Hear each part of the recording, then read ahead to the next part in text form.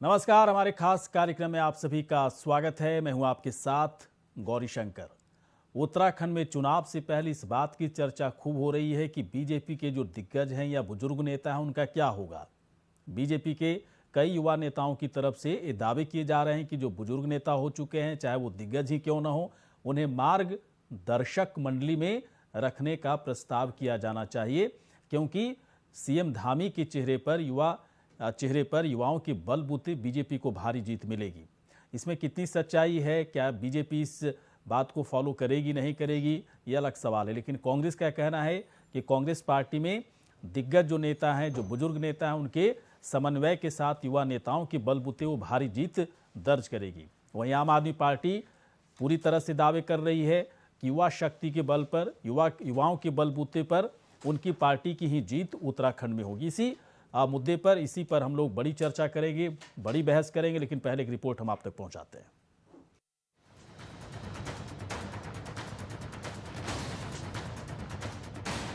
सियासी महारथियों पर जीत का दारोमदार, दिग्गजों के सहारे जीतने की मजबूरी। क्या युवा नेताओं से बदलेगा चुनावी समीकरण?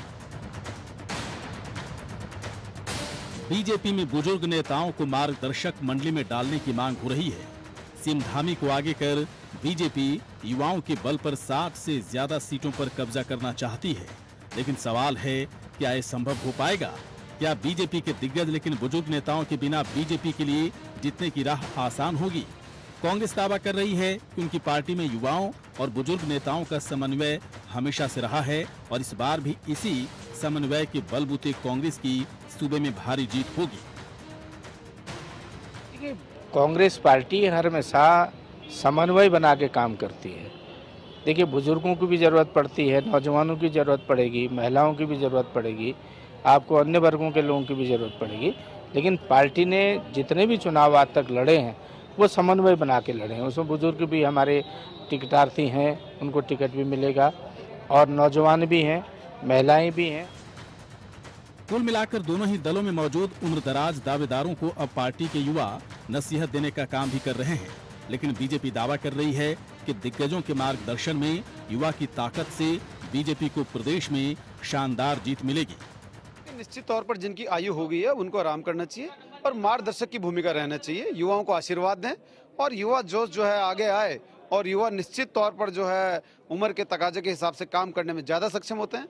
और जो अपने बुजुर्ग लोग हैं, हरीश रावत जी हैं, देखिए लगातार जो है 91 से लेकर अब तक केवल एक लोकसभा का चुनाव जीते हरिद्वार से, लगातार चुनाव हारते आए। जनता ने पिछली बार 2 विधानसभाओं से नकार दिया, तो उनको संन्यास लेना चाहिए। भले युवा नेता उम्रदराज नेताओं की सियासी ताकत को पहचान नहीं पा रहे हों, लेकिन सूबे में अभी भी पार्टियों के दिग्गज नेताओं की पैठ है। 21 साल की उत्तराखंड में उन्हीं नेताओं की अभी तक चलती रही है।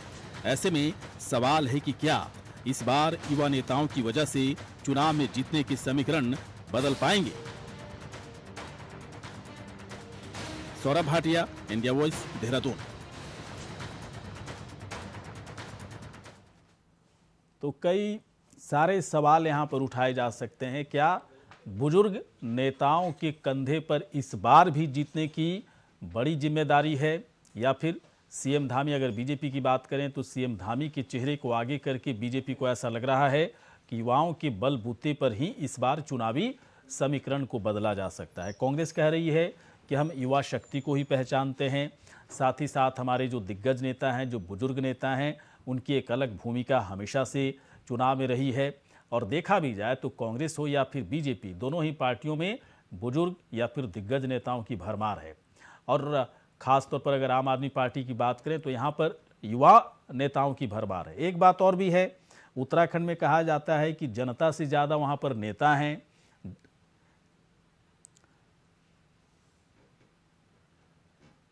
तो कई मेहमान इस वक्त हमारे साथ जुड़ चुके हैं और मेहमानों के पास चलते हैं और समझने की कोशिश करते हैं कि क्या चुनावी समीकरण बदलने के लिए अपने दिग्गज नेताओं को दरकिनार करने की कोशिश हो रही है, या फिर लग रहा है कि नहीं, इनके बिना काम नहीं चलेगा। क्योंकि 21 साल में अभी तक तो यही दिख रहा है, जैसा कि हम लोग देख भी पा रहे हैं, अभी तक दिग्गज और बुजुर्ग जो नेता हैं उन्हीं की पैठ अभी भी बनी हुई है। युवा नेताओं को तरजीह दी जाने लगी है, चाहे कांग्रेस पार्टी की तरफ से या फिर बीजेपी की तरफ से या फिर आम आदमी पार्टी की तरफ से। लेकिन कितना चुनावी समीकरण बदल पाएंगे युवा नेता। शादाब शम्स जी इस वक्त हमारे साथ हैं, बीजेपी के नेता। शादाब जी, आपके कई नेता कहते हैं कि बुजुर्ग जो नेता हो चुके हैं उन्हें मार्गदर्शक मंडली में रखा जाए, और उत्तराखंड की राजनीति में पिछले 21 साल से बुजुर्ग जो नेता या कह सकते हैं जो दिग्गज नेता, उन्हीं के दम पर, उन्हीं के कंधे पर बड़ी जिम्मेदारी हमेशा से रही जीतने की। इस बार इस तरह की बातें क्यों हो रही हैं बीजेपी के अंदर? क्या सोच रहे हैं आप लोग? देखिए, मुझे ऐसा लगता है कि जब पुरानी पीढ़ी मार्गदर्शक के रूप में आती है तो नए युवाओं को मौका मिलता है। और इसका मतलब ये नहीं है कि पुरानी पीढ़ी कहीं कमजोर है या पुरानी पीढ़ी को उनकी क्षमताओं में कुछ कमी है, बिल्कुल नहीं। इसमें कोई शक नहीं है कि जो जितना बुजुर्ग होता है उसका एक्सपीरियंस उतना ज्यादा होता है, और इसलिए हम सब लोग ये कह रहे हैं कि सब लोगों को भारतीय जनता पार्टी समाहित करके साथ लेके चल रही है। बुजुर्गों का आशीर्वाद है और युवा के हाथों में शक्ति है। और मुझे नहीं लगता कि चाहे कांग्रेस के नेता हो या किसी अन्य दल के नेता हो, या राजनीतिक में मर्यादा रहनी चाहिए। जो भी चुनाव लड़ रहे हैं, हरीश रावत जी चुनाव लड़ रहे हैं, मोस्ट वेलकम। वो एक एक्सपीरियंस नेता है। हमारे पास युवा शक्ति है, एक युवा मुख्यमंत्री पुष्कर सिंह धामी। हमने कहा युवाओं के नेतृत्व में इस बार 60 पार, क्योंकि हम ये मानते हैं जिस ओर जवानी चलती है उस ओर जमाना चलता है। लेकिन इसका मतलब ये नहीं है कि कोई किसी से छोटा हो जाएगा ताकत में या कोई किसी से बड़ा हो जाएगा। हम सबको सामूहिक रूप से साथ लेके चुनाव लड़ना है, और भारतीय जनता पार्टी सामूहिकता में विश्वास करती है। तो बहुत ईमानदारी। तो क्या शादाब जी आप ये कह रहे हैं कि चूंकि बीजेपी का जो चेहरा है सीएम पद जो कह सकते हैं उम्मीदवार के तौर पर सीएम धामी को, हालांकि इस बारे में आप लोग बहुत कंफर्म नहीं अभी भी हैं, लेकिन एक चेहरा तो आगे किए हैं। क्या इस चेहरे को आगे करने की वजह से युवाओं पर फोकस किया जा रहा है, या फिर कई दिग्गज उत्तराखंड के बुजुर्ग नेता जो बीजेपी में हैं उन्हें साइडलाइन करने के लिए भी इस रणनीति पर आप लोग काम कर रहे हैं? नहीं, साइडलाइन की कोई बात ही नहीं होती है। हमारी पार्टी के अंदर ये कहा जाता है कि जब आपने अपना धर्म निभा दिया है, आपने बहुत सेवा कर ली है, तो अब नई जनरेशन को मौका मिलना चाहिए। और हमने ये बातों से नहीं, हमने उसको करके दिखाया है। जिस तरह से पंचायत चुनाव में हमने एक एज लाइन को लागू किया, और हमने 2 बच्चों वाला फॉर्मूला उत्तराखंड के पंचायत चुनाव में लागू किया। तमाम प्रधान संगठन हमारे विरोध में बैठ गए। हमने एक एजुकेशन का लाइन भी उसमें जोड़ा कि पढ़े लिखे होने चाहिए, इतनी क्वालिफिकेशन आपकी मैंडेटरी है।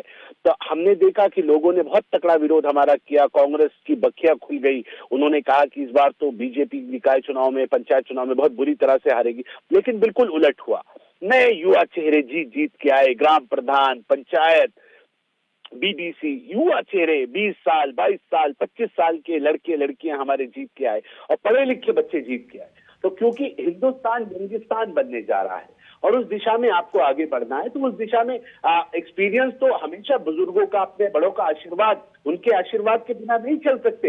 हम संस्कारी पार्टी हैं। अगर हम ये कहें कि हम अपने बुजुर्गों का अपमान कर रहे हैं तो ये बिल्कुल संभव ही नहीं हो सकता। मैं वहां तक तो जा ही नहीं रहा हूं, लेकिन चुनावी समीकरण बदलने के लिए बहुत सारी चीजें बदलाव करने की कोशिश में आप लगे हुए हैं। इस पर मैं सवाल पूछ रहा हूं। और मैं सिर्फ 15 सेकंड में एक बात और पूरी कर दूं। जो अपने बुजुर्गों का सम्मान करता है वो दूसरे के बुजुर्गों का भी सम्मान करता है। इसलिए मैं पूरी तरह से ये कंफ्यूजन दूर कर देना चाहता हूं कि हमें ना हरीश रावत जी से, ना किसी से आयु के लाइन पे कोई बैर नहीं है, ना हम किसी को क्रिटिसाइज कर रहे हैं। हम सबको मौका है, ये चुनाव है। सब अपनी अपनी क्षमताओं का बेनिफिट उठाएं, वो अपने एक्सपीरियंस का उठाएं। हम चलिए ठीक है। गरिमा दसौनी जी इस वक्त कांग्रेस की प्रवक्ता हमारे साथ जुड़ चुकी हैं। गरिमा जी स्वागत है आपका। धन्यवाद। हाँ गरिमा जी, आप कहा जा रहा है कि कांग्रेस में भी कुछ अलग तरह की रणनीति पर आप लोग काम कर रहे हैं। टिकट वगैरह भी देने में बहुत ही ध्यान रखा जाएगा कि युवा चेहरों पर दांव ज़्यादा लगाए जाएंगे। कई दिग्गज और कई बुजुर्ग नेताओं को लेकर आप लोग भी असमंजस में हैं कि इनका क्या किया जाए। क्या 21 साल के इतिहास को कांग्रेस या बीजेपी भूल जाएगी क्या? क्योंकि पिछले 21 साल में इन्हीं नेताओं की पैठ अभी तक रही है और अभी भी दिख रही है। भले युवा नेता उनको आगे करने की कोशिश हो रही हो, लेकिन जो हैं दिग्गज नेता, जो बुजुर्ग नेता, उनकी पैठ ज़्यादा है अभी भी, कांग्रेस के अंदर भी ज़्यादा है उनकी अभी।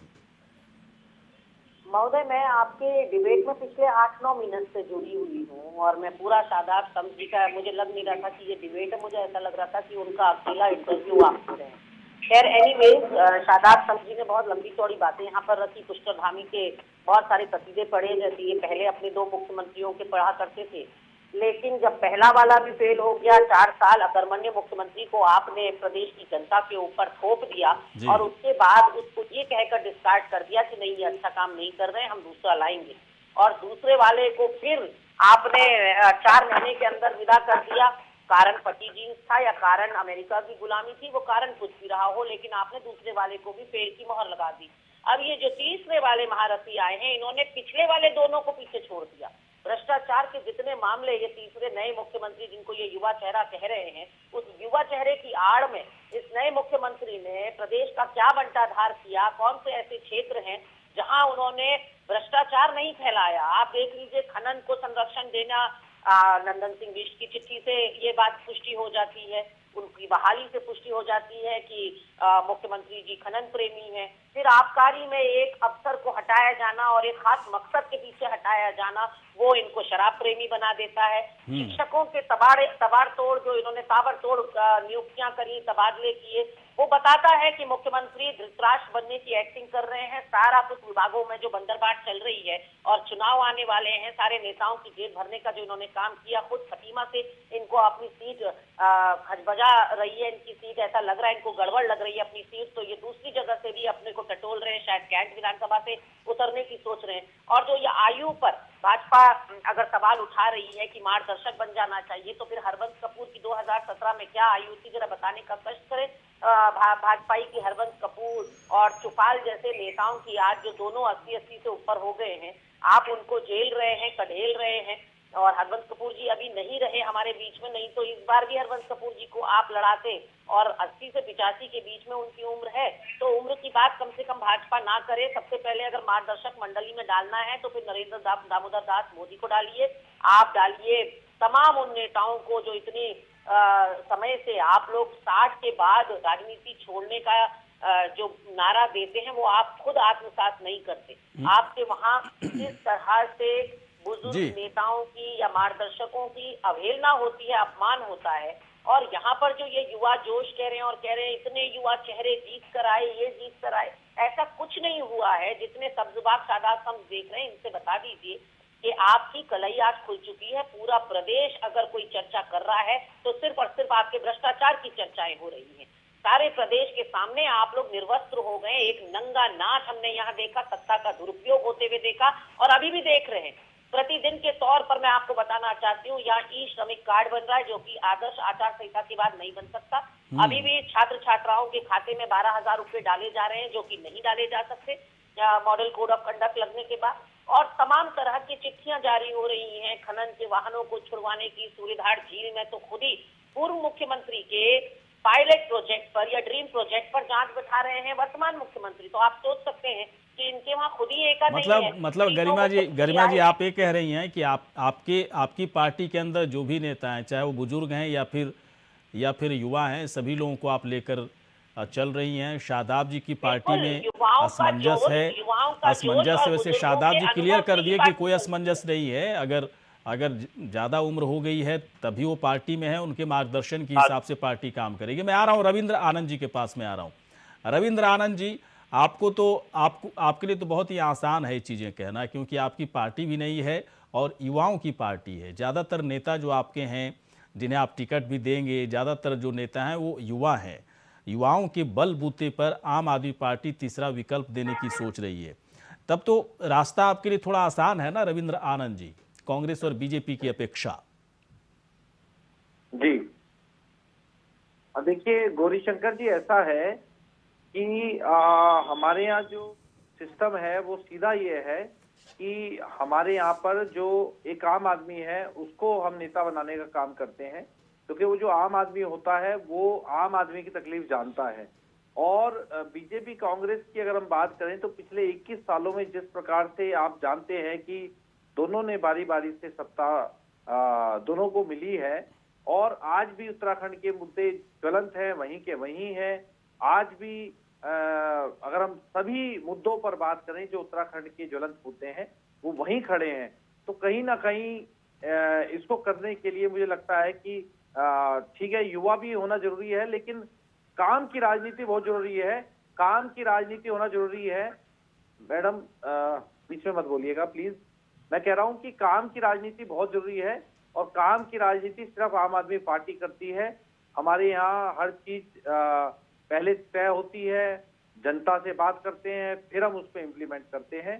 थोपने का काम जिस प्रकार से पिछले 5 साल में बीजेपी ने किया है, अपने हर प्रकार के आदेश थोपने का काम किया है, तो कहीं ना कहीं जिस प्रकार से 3 मुख्यमंत्री बीजेपी को बदलने पड़े, बीजेपी को आज तक ये समझ चलिए नहीं आया नहीं ठीक है, ये तो इतिहास है, अलग अलग पार्टियों का इतिहास है जो आप लोग को अलग तरीके से जानकारी आप लोगों के पास होती है। पता नहीं उसमें जानकारी में कितनी सच्चाई है, क्या है। मैं आम आदमी पार्टी के बारे में पूछना चाह रहा हूँ। आम आदमी पार्टी इस बार टिकट बंटवारे को लेकर क्या रणनीति अपना रही है? किस तरह के लोगों को टिकट, आप कह रहे हैं ना कि आम आदमी को हम टिकट देंगे, आम आदमी भी क्या, किस तरह का इंसान होना चाहिए वो? उत्तराखंड में ऐसे लोग मिल रहे हैं आपको? बिल्कुल, देखिए ऐसा है, हमारा ऐसा मानना है कि अगर आप प्रत्याशी की बात करेंगे तो उसमें वो ना क्रिमिनल हो, ना क्रिमिनल हो और ना करप्ट हो। 3 C हम देखते हैं, ये 3 C नहीं होने चाहिए। और दूसरी बात यह है, एक जोश होना चाहिए, फायर होनी चाहिए काम करने के लिए, जनसेवा के लिए। और जिस प्रकार से अभी तक हमने जो टिकट का बंटवारा किया है उसमें आप देखेंगे लगभग युवा चेहरे हैं। हाँ, मतलब बुजुर्ग नेताओं पर फोकस नहीं है। बुजुर्ग नेता तो आपकी पार्टी में है भी नहीं कोई। देखिए ऐसा है, ऐसा नहीं है कि नहीं है। हाँ। लेकिन हमारा ये मानना है कि जो युवा काम कर सकता है, भागदौड़ कर सकता है, काम करा सकता है, वो एक एज के बाद जरूर एक बात आ जाती है कि एक एज के बाद वो काम नहीं हो पाते। तो मैं समझता हूं कि कहीं ना कहीं युवा जो है वो, उत्तराखंड भी एक युवा प्रदेश है और यहाँ युवाओं का होना आवश्यक है। और इस प्रकार से सबसे पहले मतलब युवाओं पर जोर है आपका, युवाओं पर जोर है, युवाओं को अधिक से अधिक संख्या में आप जो है टिकट देंगे। ठीक है। शादाब जी खूब शिकायत कर रही हैं गरिमा जी आपकी पार्टी की कि कुछ भी अच्छा नहीं किए, 5 साल में पता नहीं क्या किए, सब जगह भ्रष्टाचार दिख रहा है। आप शिकायत करना अपनी जगह है, सच्चाई है नहीं है तो खैर अलग बात है, नतीजे बहुत कुछ चीज़ें बता देंगी। कांग्रेस पार्टी अगर जीतती है तो गरिमा जी बिल्कुल सही कह रही हैं, नहीं जीतती है तो फिर है ना आप सही हैं, लेकिन आपका स्टैंड तो कुछ होना चाहिए ना। ये आजकल जो इतनी चर्चा हो रही है भ्रष्टाचार को लेकर, लगे हाथ कांग्रेस के तमाम नेता इसी के पीछे पड़ गए हैं। नहीं, कांग्रेस के पास जो भ्रष्टाचार की जननी है और वो पार्टी जिसने लगातार डिबेट ओपन है, काउंटर कर सकते हैं कोई भी किसी को। हाँ, मैं इतना जरूर कहूंगा कि इस केवल और केवल झूठ की राजनीति करते हैं और ये जो स्लोगन देते हैं, लड़की हूँ लड़ सकती हूँ, गांधी परिवार की लड़की हूँ इसीलिए लड़ सकती हूँ, गांधी परिवार का लड़का हूँ इसीलिए लड़ सकता हूँ, गांधी परिवार की बहू हूँ इसीलिए लड़ सकती हूँ, और कोई नहीं लड़ सकता, पहाड़ की बेटी नहीं लड़ सकती। तो दिखाओ दम, 2 टिकट, लेकिन सिर्फ बातों की नहीं काम नहीं चलेगा ना। हमने काम किया है और काम बोल रहा है। मैं अपनी सरकारों को भी इंक्लूड करके कह रहा हूँ, 17 साल के अंदर शादाब भाई आपने काम किया है 3 मुख्यमंत्री बदलने का, इससे बड़ा काम भाई हेलो इधर सुनो, जो कीर्तिमान चल रहे हैं वर्ल्ड कप के भ्रष्टाचार के, अरे भैया के बारे में जरा बता दो। बदलने का काम क्या है, महान कार्य है, भ्रष्टाचार हुआ है इसके लिए आपको सम्मानित किया जाता है। दिल्ली के आप आइए, मैं आपको सम्मानित करूंगा। भ्रष्टाचार कर रहा है, वो भी तब जब आपके पास 57 विधायक थे। आपकी पूर्ण बहुमत वाली सरकार थी, जिसने नहीं बना था हमारा मुख्यमंत्री हमारे काम कर रहा है कि खराब काम कर रहा है। जनता ने कहा कि खराब हो रहा है काम, तब जाकर के उन्होंने बदला। काम किया है, ये स्थिति है। को अटल आयुष्मान योजना दी है हमने, जो 17 साल में 17,000 किलोमीटर रोड बना था PMGSY का, हमने 5 साल में 10,000 किलोमीटर रोड बना है। ये हमारी काबिलियत है, सेक्टर का काम नजर आएगा। हम काम के बूते पे जा रहे हैं, काम के आधार पर काम तो किया ही जनता के बीच में जाएंगे। हमें पूरी काम नहीं हुआ, जनता आपके मंत्री कह रहे हैं कि मैं शर्मिंदा हूं, उत्तराखंड की जनता से काम नहीं कर पाया। चैलेंज ये आपके मंत्री कह रहे हैं, मैं नहीं कह रहा शादाब भाई। क्यों गरिमा तो सोनी जी, इनके मंत्री कह रहे हैं, नहीं कह रहे हैं। गरिमा जी ठीक है, बीजेपी की आलोचना करना विपक्ष होने के नाते आपका बहुत बड़ा धर्म है, कोई दिक्कत नहीं है, मीडिया इस बात को समझता भी है। इसके बावजूद मुझे थोड़ा सा ये जानना है, तब भी मुद्दों के आधार पर कांग्रेस पार्टी कहां देख पा रही है उत्तराखंड में खुद को? मैं अपनी बात पूरी कर दूं। आप बहुत देर से अपनी बात पूरी करने में शादाब समझिए, केवल आपका इंटरव्यू नहीं चल रहा है चैनल पर, डिबेट में है आप। आपको नक्सल में अपनी बात रखनी होती है, यहाँ पर कोई चर्चा करने का टाइम नहीं है। शादाब जी रुकिए थोड़ा सा, गरिमा जी को बोलने दीजिए आप। नहीं ऐसा नहीं लगातार आप ही को बोल रहे हैं और बोल कौन रहे हैं? आम आदमी पार्टी को मौका दे रहे हैं कि मैं उत्तर न दे सकूं, आप कांग्रेस को मौका दे रहे हैं कि मैं उत्तर न दे सकूं, मैं उत्तर फिर भी दूंगा और मैं बताऊंगा कि कांग्रेस श्रम कार्ड का मजदूर कार्ड बनने का विरोध कर रही है। आज इन्हें जो लोगों को फायदा मिल रहा है उसका विरोध कर रही है कांग्रेस। आप प्लीज बताइए, दिक्कत हो रही है कि हम 12,000 में जाकर अगर मेरी सरकार ने ये तय किया है कि हर गरीब बच्चे को 12,000 रुपए उसके टैब के लिए मिल जाए, तो क्यों कांग्रेस के पेट में दर्द हो रहा है? बताइए कांग्रेस आपको ये नियम कायदे कानून हमने तो बनाए नहीं, ये तो चुनाव आयोग के कायदे कानून है। ये वोट पर कैश है, ये वोट पर कैश है, ये वोट पर कैश है, यानी कि आप 12,000 रुपया जमा कर रहे हैं उनके अकाउंट में और उनसे कह रहे हैं हमें वोट दो। बिल्कुल नहीं 12वीं का नहीं शादाब साहब, ऐसा नहीं हो सकता कि पूरी डिबेट में आप ही बोलते रहे। आई एम सॉरी, एंकर महोदय इनको चुप कराइए या इनकी आवाज बंद करिए। पूरी डिबेट 3/4 हिस्सा शादाब साहब बोल रहे होते हैं डिबेट में। 12वीं क्लास का बच्चा हम लोग भी 5 बजे से जुड़े हुए हैं, लेकिन नंबर आता है 5:10 क्या देना चाहते हैं? ऑडियो की प्रॉब्लम थी गरिमा जी, ऐसा नहीं है, ऑडियो आपकी आ नहीं रही थी इसलिए मैं लेट जुड़ा आपसे। मुझे टर्न मिला 5 ऑडियो आपका लेट ही ऑडियो हम लोग को मिला, इसलिए मैं लेट आया आपके ऊपर। शादाब जी रुके थोड़ा, गरिमा जी बोलिए। पूरी डिबेट में यही बोलते चले जा रहे हैं। गरिमा जो सवाल पूछा उसका जवाब दीजिए। गरिमा जी क्या लग रहा है आपको, बताइए। अभी भी नहीं, निश्चित तौर पर हमें लगता है कि जितने हमने काम किए हैं, आज हमारे कामों की बदौलत लोग हमें याद कर रहे हैं। हमने 73,000 से पर कैपिटा इनकम को 1,75,000 पहुंचाया। हमने पेंशन की धनराशि को बढ़ाया। शादाब जी रुकिए थोड़ा सा, बोलने दीजिए उनको। गरिमा जी बोलिए। केवल चबड़ करना है और कुछ नहीं करना है। इनको जनता के बीच में जाना नहीं है। कभी 4.5 साल ना आपदा के समय पर सुध ली जनता की, न कोरोना काल के समय पर सुध ली, और इस वक्त टीवी चैनलों पे बुलवा लो जितनी। अरे बंद करिए अपनी बकवास। अब आपके तीनों मुख्यमंत्रियों को बहुत देख लिया, आपके तीनों मुख्यमंत्रियों को बहुत देख लिया प्रदेश की जनता ने, और आपके से छोटे प्रवक्ताओं को खूब देख लिया। जो पहले देवेंद्र रावत जी के शरणागत रहते थे, तीरथ रावत मेरा मुख्यमंत्री, हम बोल रहे आपके मुख्यमंत्री पुष्कर सिंह धामी। पीछे के सारे 8 लोग जितने मुख्यमंत्री हैं उनको आप भूलते चले जाते हैं। अरे आप गिरगिट है, आप रहने दीजिए, आप गिरगिट है। जैसे आप पार्टियां बदलते हैं वैसे ही आप अपने मालिक भी बदलते हैं। आज आपके मालिक हो गए। आज सुनिए, जितने कसीदे यहाँ पुष्कर सिंह धामी जी के आप गढ़ रहे हैं ना, वो सूर्यधार झील में जिन्होंने घोटाला किया, त्रिवेंद्र रावत जी भी आप ही के मुख्यमंत्री हैं।